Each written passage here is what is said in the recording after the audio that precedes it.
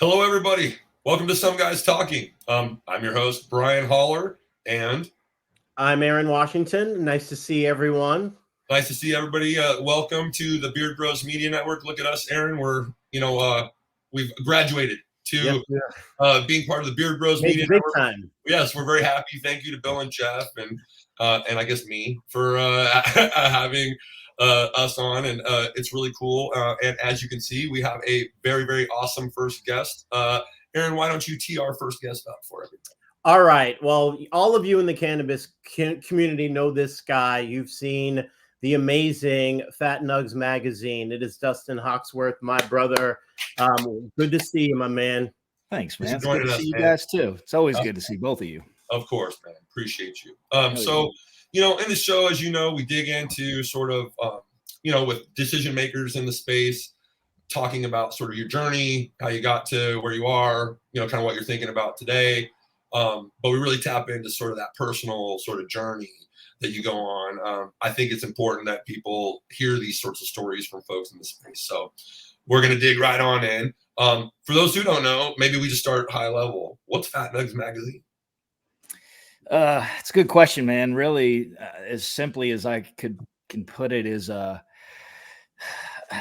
we're a cultural perspective of cannabis. Yep. That's really kind of what we are. I mean, to say it with, I guess, a little more girth, we're a global perspective of cannabis and stoner culture as a bridge to the rest of the world. That's what I tell everyone every time we have that conversation. But really, to make that short and sweet, it's a really cultural perspective of cannabis.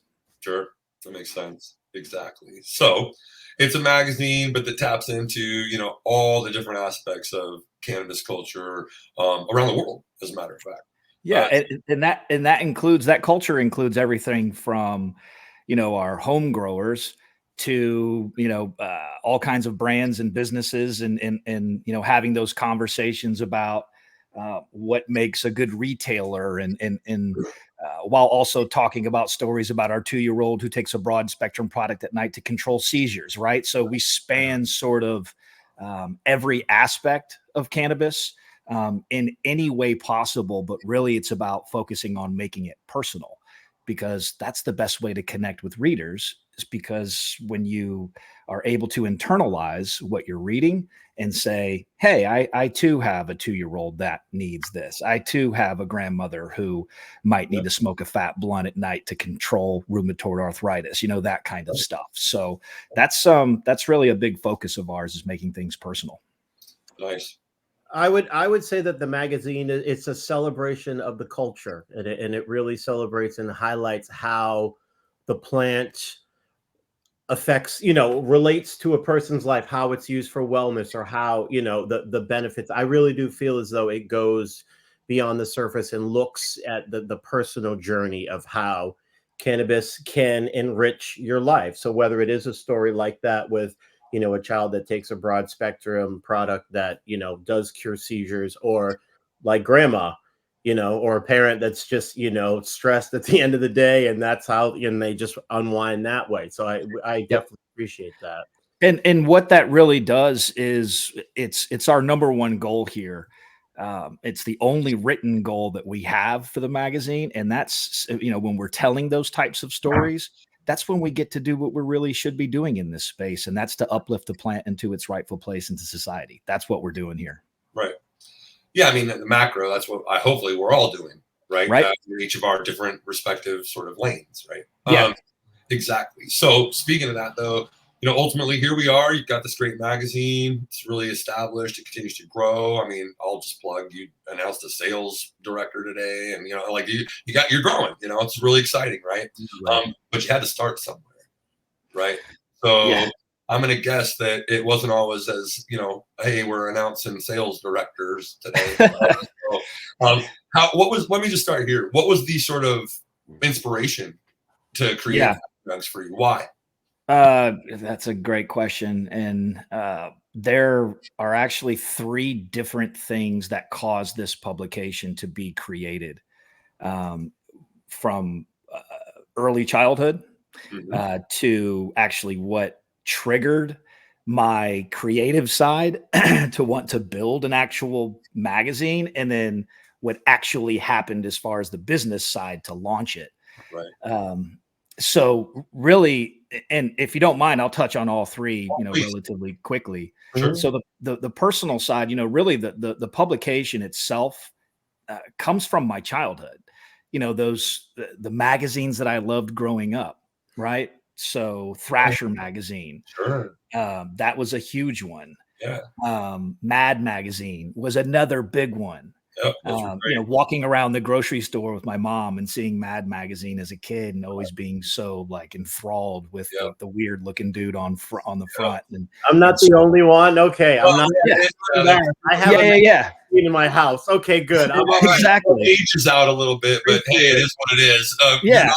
Man, magazines used to be just the stuff, Yeah, exactly, dude. It was always, magazine culture back then. If you could get your hands on cool magazines, it was just cool. That's right. For me. Yeah. Anyway. I mean, So that's sort of part of the childhood part, but really, cannabis was normalized for me at a really early age. I have a very large military family, very large, 22 family members, as a matter of fact, are either active or former military. Wow. Thank you, So when my uncles and my dad came back from Vietnam, we had a lot of PTSD issues in the family. The only thing that ever seemed to really make things okay was weed. Yep. Period. So from the earliest moments of my childhood, that's what I remember my dad and my uncle smelling like, right? That's sure, right. Yeah. So it was very normal. Also grew up with an indigenous stepfather for 9 years. So for half of my childhood, I was aware of another culture, but the significance of that was he was also a consumer. Mm. And I got to see a plant or two around the house as a kid growing up, right? Sure, yeah. So I was very comfortable around the plant very early on. I ended up running some pounds from Atlanta, Georgia, down to Georgia Southern University for years in the 90s to help me pay for my college education. Sure. And my weed habit as well, right? I think we all probably did that a little bit here and there. There might have been exchanges of things. Sure. Yeah, exactly. So what that did was sort of create the base for which I'm able to be very comfortable about talking about cannabis, sharing cannabis, advocating for it, all of those things. It's just comfortable. So that helps with the magazine, period. And I think that's probably pretty obvious. Sure. So then, I spent 14 years in corporate America getting my ass handed to me, guys. I really did. And I did a lot of developing programs for like customer data stuff for very large companies for a long time. I had clients like Apple, Abercrombie and Fitch, Home Depot, Lowe's, CenturyLink. The list goes on and on. And it was the absolute worst time in my life. I hated myself. I'm not kidding. There were times in my 20s and my 30s where I'm driving to work in tears as a dude, in tears, going to work. So it was like the worst time I'd ever experienced working. And I used to pour concrete. I have been a bartender. I have done some very different things. I installed windows and doors in construction and all of that stuff. But being in corporate America was one of the most soul-sucking things I've ever been a part of, and truly crushed everything that I ever wanted to be in life, which was either an athlete or a musician, which I've written, a few albums on my own and all of that kind of stuff already. So being in corporate America was also, I guess sort of a way to help me push more towards cannabis once I got the opportunity to do so. Right. And that's a part of our ethos here. Like we don't do a whole lot of corporate stuff here at Fat Nugs Magazine. And I do that on purpose. Sure. Just because of the stuff that I went through to get here. But after really what happened, I spent a few years in the film industry, a few years on the road playing music. And then what ended up happening was the pandemic. Yeah. Right? Sure. And my mindset changed as to what was really important going forward. And I think that happened with probably a lot of us, right? Oh, yeah. Exactly. Sure. So I saw an opportunity to step into the legal side of cannabis. Yep. And when I did, basically I was able to just bring my I guess, my past with me, and it Yeah. helped. Yeah. Period. It just kind of helped build a voice. It helped land a job or two. It helped me help others, that kind of stuff. Yep. And as that kept going, I found myself with a growing network. Yep.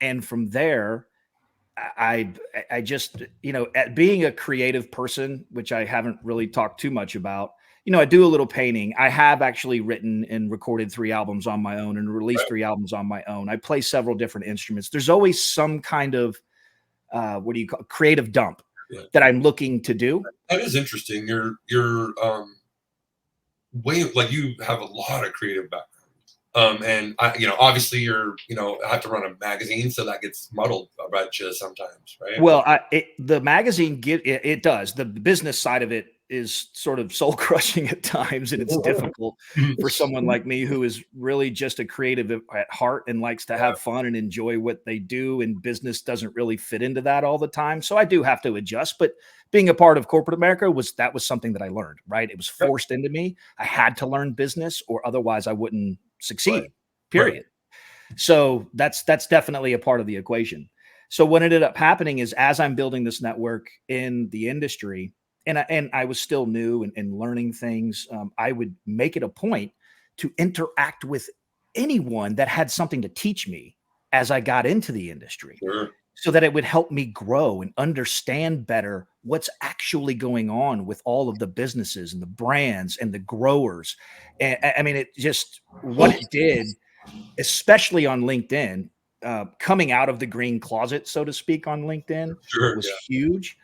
And what that did was allow me to really feel as though I could be a part of the industry in a bigger way if I paid attention to what really mattered. And what really mattered was what was always important to me, which was the connection to cannabis and the plant itself, the community and culture that connects to it, my family always having a positive interaction with it, it allowing me to get my education, help me pay for my education. All of those things were all very positive, and it all kind of made this situation where I had an opportunity to, I don't want to say force my creative stuff onto the industry, but I did. So I started screwing around one day on my phone, sitting on my couch, stoned. And I built the very first cover of Fat Nugs Magazine, sort of, I don't want to say by accident, but just from having fun, right? Enjoying myself in that creative release. And I built it to post on a Friday. I called it Fat Nugs Friday. And from there, it snowballed. I'm not kidding. From that very moment. Wow. Here's why. What happened was, I was able to take my creative side and mix it with something that was visually appealing to people, but also gave them something to talk about real quick within the industry, right? You give them a couple of things on the cover that spark a conversation. Right. And even though there were no articles connected to it at that time, it was just a cover, right? It was just a creative piece, so to speak. Gosh, it was there. It was there for me to interact with my network. Right. And that's what ended up happening. And so it just kind of grew from there.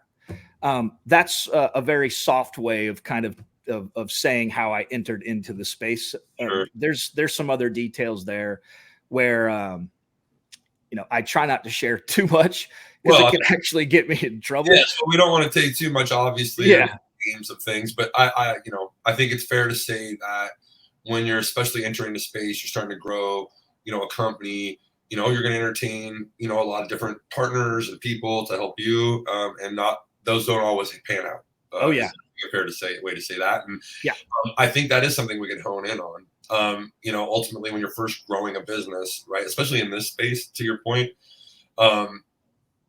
you're going to encounter a lot of folks. And I think we all know, as people have been in this space, when you first start, the propensity of bad actors is higher, because you don't know what you're doing. You don't know what's going on yet, even if you have experience. And you don't have the network yet, right? You don't right. have the network to be able to sort of check. So to give you the heads up. Yeah, for sure. And that is sort of a hurdle, or maybe a pitfall, when you first get into the space. And I think here's something that I do to make sure that I say this out loud as much as I can when I get an opportunity to. I work with good people doing good things, first and foremost, right? That's it, period. Mhm. So people know that if you come here, you want to do something with us at Fat Nugs, hopefully you're a good person doing something good in this space, or otherwise I'm going to see through your shit really quickly. Yep. And that's just kind of how that works. The other thing is I refuse to work with any company who has ever lobbied against home grow and caregiver rights. Right on. So I think we all know those 5 or 6 companies that do that in the space, and we don't have to give them any airtime. I'm not worried about that. But you know what that means is I get to focus on small mom and pop equity, legacy, veteran, and women-owned cannabis businesses and voices. Yep. And that immediately, in my opinion, most of the time makes it so that the people that I am speaking to are usually good people doing good things. Yeah. Now, of course, I'm never perfect. I never pick perfect. No one is perfect. Everyone has their flaws. Not everyone is going to be a good person. And I've run into those a lot of times. And I've never been a perfect person or a good person all the time in my life either. So I think everybody needs to, sort of understand that. Yes. Cannabis is about second chances a lot of times, right? It really is. So we have to understand that as well. So having some patience in this space and giving yourself some grace to figure out who to work with and how is also important. It is. And being okay with making mistakes and being able to move past them, hopefully, is also a part of the equation. So there's all kinds of pitfalls and hurdles and all of those things that you have to pay attention to. But also at the same time, no one is going to be perfect, and you absolutely have to be patient with yourself and everyone around you in this space to make it a better place for everyone as well. Yeah. And remember, it's really simple to just do, work with good people doing good things. It really is, if you pay attention. So I got to ask you about this flower issue. You gotta tell me about it, please. All right. What do you want to know, man? Well, I've heard just big things. I'm looking forward to it. So just tell me. Well, first off, you said that you're tired. So why are you tired? Oh, shit. Yeah. Well, we're getting ready to launch the flower edition tomorrow morning, 8 a.m. Eastern Standard Time on the digital side. There you go. The print copies are on their way to me tomorrow morning as well from my printer out of Denver, Colorado. So those will be going out next week. What that means is I don't sleep. Yeah. For about, a week or so. When I set the date as, okay, we're going to launch on this day, basically my brain's like, nah, dude, you're staying up for the next week or so to make sure everything is kind of buttoned up. So that's the thing that's been going on here lately. But the overall, the flower edition, you guys, to be honest with you, is probably the greatest achievement I've ever had in my life. Right on. The most fantastic list of people that I've ever been able to interact with, ask a question to, and get answers back from people like Ed Rosenthal, right? I was sitting here while we were building this over the past couple of months and in awe of what was actually going on. Yeah. And super grateful for the opportunity to be able to build this flower edition the way that we did with the people that we did. We have an interview with Tommy Chong that opens up the edition. So it's just, this was something that I've had in my mind for a very long time, to have conversations with people like this. Yep. And to also have conversations with people like Bill, right? Sure. Of Beer Bros. That's right. And include him in this. And, and there's a ton, there's like 27, I think, people from our community that we've slammed into this thing and gave a voice to as many of the people as we could to talk about cannabis in a certain way and tell us what makes flower like award-winning and great. Yeah. And just have that cool little conversation. So building that flower edition, dude, I believe it's our game changer, because first of all, it's the first time we've ever had just a flower on any of our print covers. That's interesting. So we've never done that before. And that's a staple in most cannabis, most cannabis publications. There's a flower photo on the somewhere. cover. Yeah, exactly. We do art, right? Like here's the pet and animal edition with a poison dart frog, a little bit of cannabis in there, but a poison dart frog is the focus, right? But when you dive into that right away, that actual article, blow your mind. Hopefully you guys got I read it. It's wild. We could go off on that forever. And again, skulls, right? The music edition, no flower here. There's some leaves, but so we our themed editions, we've never had an opportunity to do a beautiful flower photo. I hope we did it some justice. Right on, dude. You did. So I have a question of just the effort that goes into it. So as pulling together an issue, as a 1980s skateboard kid and a photographer, like zines, it was all about zines, man. You got some pictures, you put it together with just so what's kind of the process and just putting an issue together, I know. So the process is first of all, there's so many moving parts that I quickly learned when I started to build this thing that I needed people. Yeah. And I have to have like good people. There's so many little tiny details to building a publication. It's insane. And that's just the actual, publication itself. That has nothing to do with everything else that surrounds it, and having to build that ethos, and having to do the social media, and having to sell it, and having to get advertisers and all of that stuff. That is a part of the process. And that is incredibly difficult and time consuming. So without a team, none of this shit gets done, period. The process starts with us talking about our themes. And it's an honest conversation between Jessica and myself. Jessica is our editor-in-chief. And from there, we talk to the team. And we kind of come up with maybe 5 to 10 different themes, and we go with what we think is appropriate. So from that, we then start the process of saying, okay, what are some of the ideas for articles? Who do we want to, write in this thing? Right. Do we want to have flower reviews? Do we want a ganjier? All of those questions, like we have to go through all of that. And then we start the process of reaching out to everyone and saying, hey, here are our editions this year. Do you want to be a part of it? Come and join us as a writer, a contributor, that kind of stuff. We're lucky to have a photographer here all the time. We actually have 2, one that travels with me when he can, and then Kai, who is our regular photographer, who does all of our flower photography. She's a beast, by the way.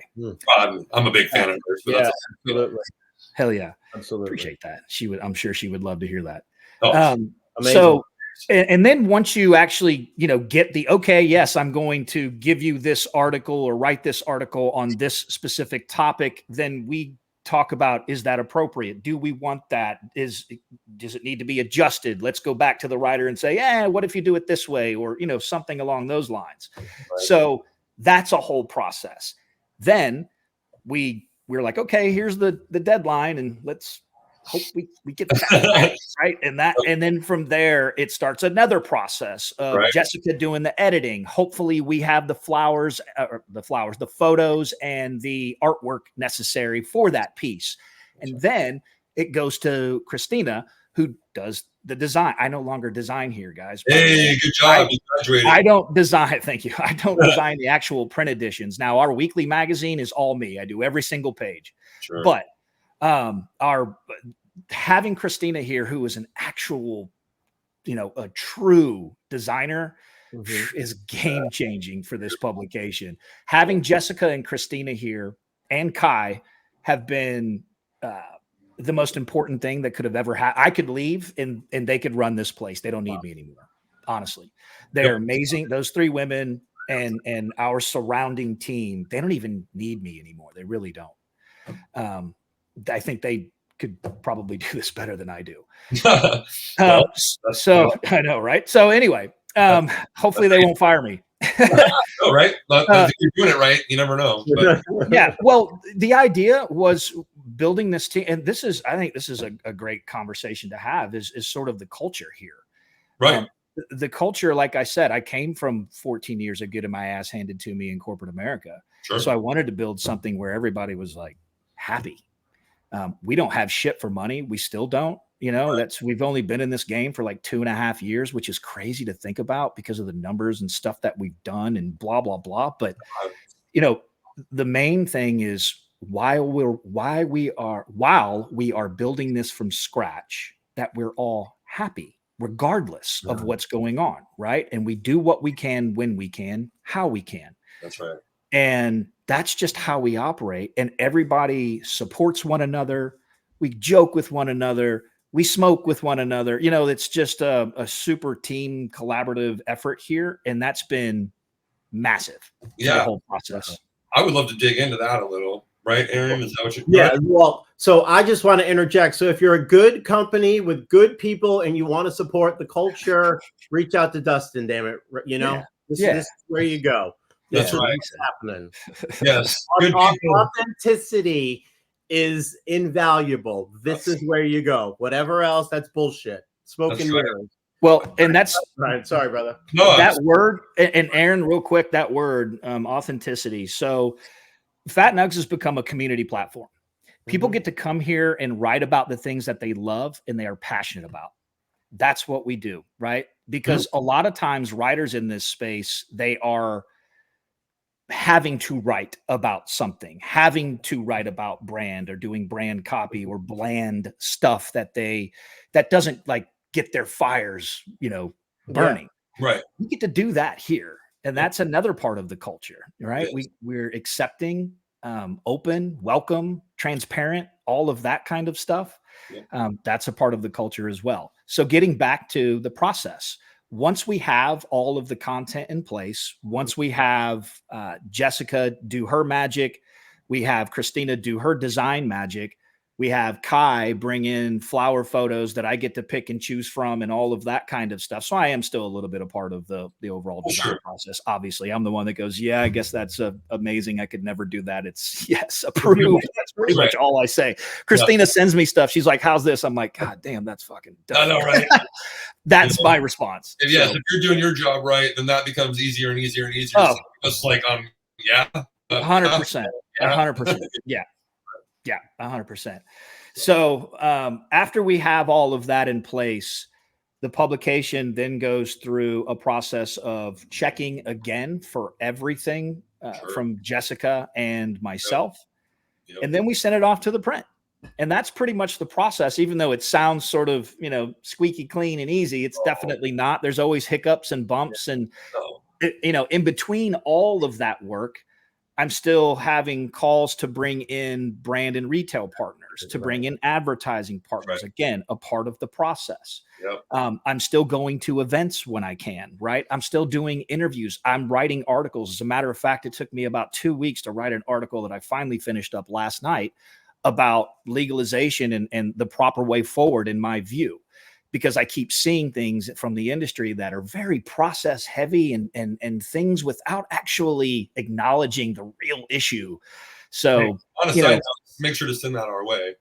Yeah, for sure. I just sent it over to Jessica yesterday, so hopefully in the next couple of weeks. Of course, yes. But yes, do that. Anyway, so that's a part of the process as well, right? So while all of this is being the publication itself is being built, the edition itself is being designed, and all of that stuff, all of the other things that have to go on here is also a part of the process. Right. It just is, they are also a part of the process. So the process itself, Aaron, specifically, is convoluted as hell. Yeah. There is no step-by-step process. Anyone that says that there is a step-by-step process at a publication has no idea what they're talking about. And it's some of the hardest work I've ever done in my life. Luckily, I love this shit. Yes, hell yeah. That lines up, my friend. If you love it don't really feel like work.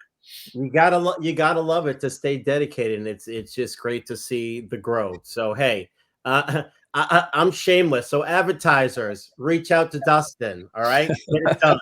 I don't give a shit. Get it Yes, done. please. Yes, Right? one of the huge benefits of this show is we can just shill to That's right. I don't give a our heart's shit. content. We're talking to people we like, respect, love. It's all gravy. Yep. I appreciate the love, guys. So I can show. Right. I don't care. I'll show for it. There you That's go. right. I did want to dig into something that basically echoes the process that you're talking about, sort of the soft skills portion of that you're talking about, which is, in order to make this machine go, especially when you can't just force the issue by paying people top dollar, right?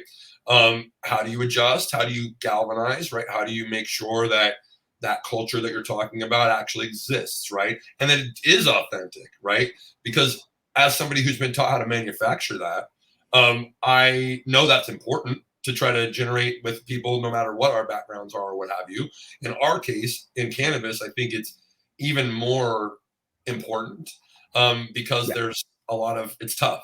It's a lot tougher than anything else that anybody has to go through. So I think a lot of times, if you're doing it right, you can really grow together quickly because you're sort of in the bunker together. Yeah, that's a so, good way of putting it. You're sort of in the trenches together doing stuff that a lot of times as creatives, hopefully you love to do. yes. And also I get paid every once in a while for this. Okay, cool. That's kind of the attitude, right? Which kind of sucks at the same time because it's difficult on all of us. It truly is. I mean, like I was telling you guys earlier, I still don't get paid here, and it just is what it is because we're young. I understand that it's going to take time. Period. That's just the process. Advertisers. But hello everybody. Anyway, it's all good, dude. Look, we're getting there. We truly are. I mean, we've grown astronomically over the past 2.5 years, guys. For sure. I mean, we sell out of 4,000 copies every single time we go to print now, which is insane to think about. So we're doing something right. Yeah, of course you are. I mean, we really started around the same time you started it. Like I remember next Friday. You know what I mean? Like you're talking about. And to see that, I mean, ultimately I guess I wouldn't count myself on the outside looking in, but ultimately as somebody who, isn't directly affiliated with the company, or I don't, know your inner workings of what's going on. Or, we've been friends and partners for a while, but like ultimately you've always done a good job of being that like leader in that way, and I think that's something that I want to hone in on in terms of like being able to do that. What does that mean, right? How do you do that, right? Here's the key to that. I just don't. I don't do that. Yep. I don't lead. I try to just be myself. Like and I guess you don't have to try to be yourself if you're just being yourself. Correct. That's right. And I'm not I've never necessarily looked at myself as a leader. So for instance, I played volleyball in college. I was not the leader, but I was the leader in kills. Yeah. My performance, right? Mm-hmm. So I would fucking mash a ball in your face every single chance I got. No lie. Right. And dedicated. So performing, showing up, being dedicated. So I guess your effort makes you puts you in that role. Instead of talking about it, I do it. Right. I'm here. I'm doing the fucking work. Right. So I think that is important first, is to lead from experience and do with your team and know every single piece from bottom up, especially if you're building the company. Yep. That is a leader, I guess. Right. Yeah, I would agree. Yeah. And that helps to build a culture of support. I'm here in the trenches with you, so to speak, every day, all day. Even when you're sleeping, I'm probably still doing this, just so you know. Right. So that is a part of, building the right culture and building a team and getting people excited to work with you because they see you working. That's right. First and foremost. Yeah. Right. And then I think it's about respect. I think you treat people the way that you want to be treated. Fuck yeah. You lead with fucking empathy and compassion, right? You show people that they are valued. That's right. You don't cut corners because of them. or for them or with them or any of that. You make everything as full and healthy and fun and personal and loving as possible. That's right. Period. That's what it's about. Yes. So, and when you're always doing that, when you're always pushing forward a positive, okay. So I explained to you guys earlier that weed has always been a positive in my life. Help my family, help me get my education, all of that stuff. So everything that you get here about cannabis is positive, supportive, helpful, uplifting, because that's where I come from. It's not a lie. It's not a I'm a fanatic about cannabis. It's just the truth of my life that everything around cannabis has always been positive, minus the one time we got robbed in college and they took everything. Right? That kind of stuff happens in the traditional thing, you know, the legacy things, right? That just happens. Yeah. But overall, cannabis has always been super positive for me. So in turn, I'm working here and I just get to be positive in myself because it's cannabis. Right. And so again, a part of the culture here. So we get on a team call. Our team calls are every Tuesday and we get to smile, laugh, cut up, joke, bullshit, also do business, talk about creative stuff. Yep. So it's all encompassing and fun and it's inclusive. Yeah, everyone is equitable here. Everyone has equity in, you know, their voice is heard. Right. Everyone hears what everyone is saying. We're all supportive of each other and we're all supportive of each other in our private lives most of the time.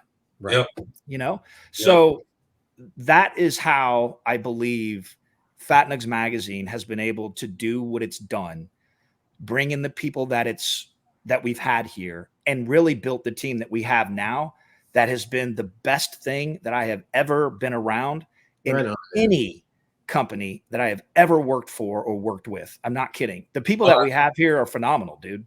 No, I mean, I think I know your team. They all are amazing people that I very much enjoy interacting with. So yeah, I think there's a lot of that going around. If you build a really strong team of people you trust and do things with, you can do some really magical things. Aaron, what do you say? The reason why you're comfortable is because you created it. That's right. It's not an environment that you've walked into that someone else's environment. It's your environment that you created. Right. Yeah. And that's kind of what, and that's what the magazine and that's what community is about. And the people that we connect with here on LinkedIn, you know, that's what it's about. Like people that, you know, you do anything for, people that you haven't met, people. I mean, you're lucky when you do get to meet people, but it is that community. I just dropped that. There we go. Nope. So, yeah, you know, it is all about that community, that genuine community. And it's funny. I know sometimes, and I would love to know what people have said about Brian and I's show in the past, but there is something to being a mindful, empathetic human being. What is the point of being a fucking dick? I have a question for people who are like that. Does it feel good? And do you think that people who are around you can't see you be a dick? You know, Aaron, and I'm glad you said that because, you know, a lot of us, I'm old. I'm older now. I'm almost 50 years old now. Gonna be 52. I'm with you, brother. Love it, man. Hell yeah. Well, you know, Gen Xers, right? Anyway, so, you know, I've gone through a lot of shit in my life. I've gone through a lot of stuff that I know I never want to go through again. Mm-hmm. What that's taught me is how not to treat people. That's right. Right? So I know that to get the things, the love, the empathy and compassion that I so much crave in my life, I better be the beacon of fucking sending that out to everyone else's, right? That's how this works. You give and hopefully you get the shit in return at some point. Yeah. Hopefully the universe hears what you're doing and sees what you're doing. So 100%. If no one can convince me that that's not the case, the energy you put out is the energy you get back. Go 100%. Easy way to put that. You nailed it. Exactly. It's bullseye on that. Those people who act like that, I don't care what anybody says. They got to live with themselves. And I got to tell you, outwardly, sure, you're great, you know, whatever. Maybe you're even a sociopath. You don't even really care. I'm telling you, they do. And when they go home, they got to look at themselves. They got to be in their own head. What a horrible fucking place to be, you know? So fix your shit. You know what I'm saying? Because you know it's not right. I don't give a crap if you have money or influence. You know, we've had a lot of, like, I've ran into a lot, all of us know a lot of people who, just because you have resources and stuff, doesn't mean you're all dialed in, or that you're happy or a good person, or that you're enjoying your life. You know, in fact, quite the opposite is what you find a lot of the times. Oh yeah. And so I think it is really incumbent, especially as you grow, to keep that in mind, Dustin, Aaron, what y'all are talking about. It's like, you got to, like, we've seen so many people destroyed, right? We've seen so many people just gutted by it. Either they got too into themselves, or they saw the sausage was made and couldn't hack it, right? Or they lost themselves. Right. And we've been around long enough to see that a bunch of times, you know? And I think it's super important as people are growing in this space to just keep that center that you're talking about. Right. Oh yeah. And when it's not, you see those companies go under. We've seen them go away. People too. Like some of the biggest companies. So many people who had all this influence and look at all this engagement. Why? Because it's not authentic. That, and I was literally going to say, and that's the one thing I don't understand. And I understand we all go through, you know, different periods in our lives, whether we're authentic or not. But the reality is that, like, if you are doing things, and it's going to sound hokey, whatever, but if you're doing things and they're not authentic, they're gonna fail. Like, if you're not building what you're doing, your mission, right, on a firm foundation of something, if it's smoke and mirrors and you're screwing Peter to pay Paul, and you're like leaving wreckage and chaos behind you as you reach that pinnacle, you're going to fail without a fucking doubt. I mean, or become a billionaire in the US. And then so eventually that's going to come back and haunt you. Look, we don't need to talk about the music no industry. Doubt. You can reach $1 billion. It still can. If you screw over people, it's going to come back and haunt you. No doubt. And, you know, that authentic place from which, you know, a lot of us hopefully can come from in this space. And hopefully we do a good job of that and showing who we are authentically and openly. You know, that takes time. A lot of people don't understand that you as a person, to be able to show yourself in a authentic way, you have to, like, go through things in your life. You have to experience stuff in your life. I'm not saying necessarily bad or good or whatever, either way, but you have to live some life a little bit to be able to connect in the right way with others on a personal level, with your empathy, with your compassion, with your knowledge, with your experience.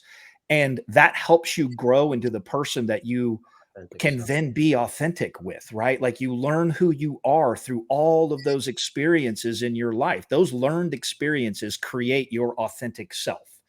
And so once you get to that point, you can then share it, you know, and you still evolve as a human. Like, I'm 49 now. I'll be different when I'm 59, but I'll still be coming from that authentic place because I've had all this learned experience, and hopefully I'm sharing it properly. Well, the interesting part about what you said, and that's like that's why we need to embrace the struggle and the strife and even the hard times, because that is where you learn your lesson. That's what defines you. Like, I've touched on it. Like, I was a professional drinker for years, and that whole journey and going through that allowed me to be able to have the strength that I have now. And actually, like, when you go, very simply, when you go through shit, you get to know yourself pretty quickly. And if 100%. You're lucky enough to make it out on the other side, you're like, holy shit. And if you can embrace that and learn your lessons, literally break down why you went left and learn from that, you've turned that shit into a superpower. And it's 100%. And it's a part of who you are, who you become, and what you can share with others, and how you can relate to others.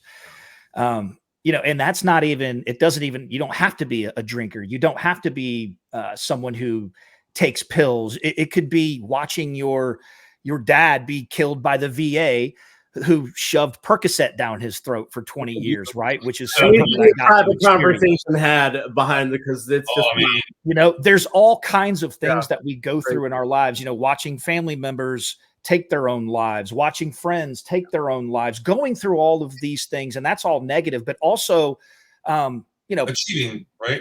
Achieving things, right? Being on championship teams or winning something in your life or building a publication, or having a kid, or it's having a kid, getting married, all of those things, right.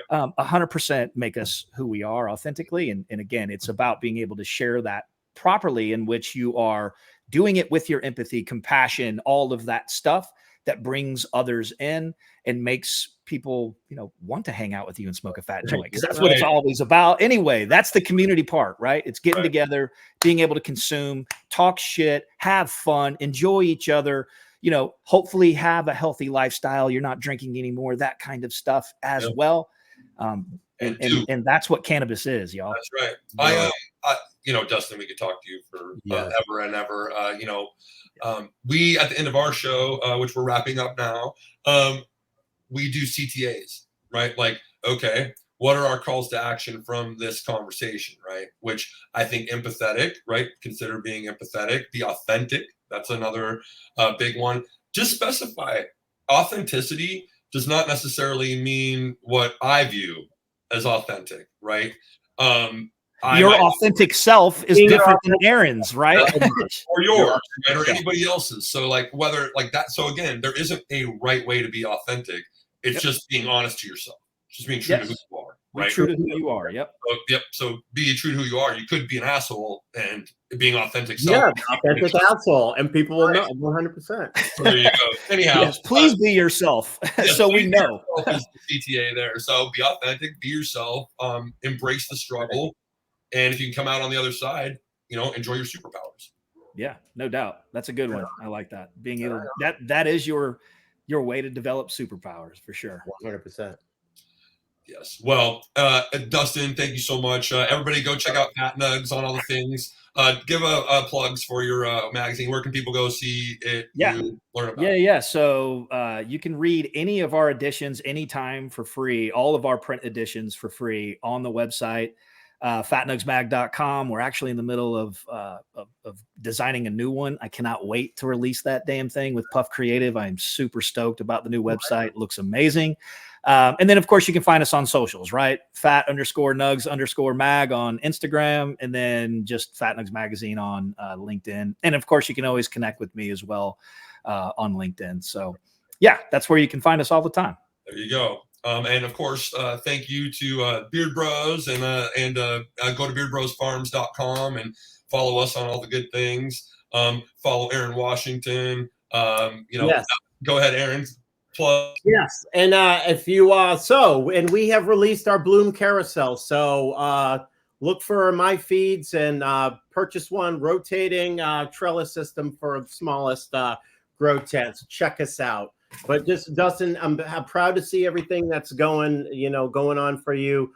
Love to you and the team, and just continued success, and just keep growing. And hey, you want to work with a good company right here. Call them up. Good companies on this call. All the Beard Brothers, me. No doubt. It's a great magazine to go check out. A lot of good marketing and exposure opportunities through there, I think. Thanks, guys. Go check them out, please, yesterday. And thank you so much for being on Some Guys Talking. I was Brian, and that was Aaron. I'm just thinking, just a really quick caveat. It's called Some Guys Talking, but we will have men and ladies and all folks. So we're looking for some female guests. So please reach out. But I just needed to say that. So yes, he's Brian Holler. I'm Aaron Washington. Dustin Hoxworth. I'm losing my shit. I was going to let you say it yourself. Love you guys. Fat Nugs, Beard Bros. All right. Let's do it. Thank you, Dustin. Appreciate you guys.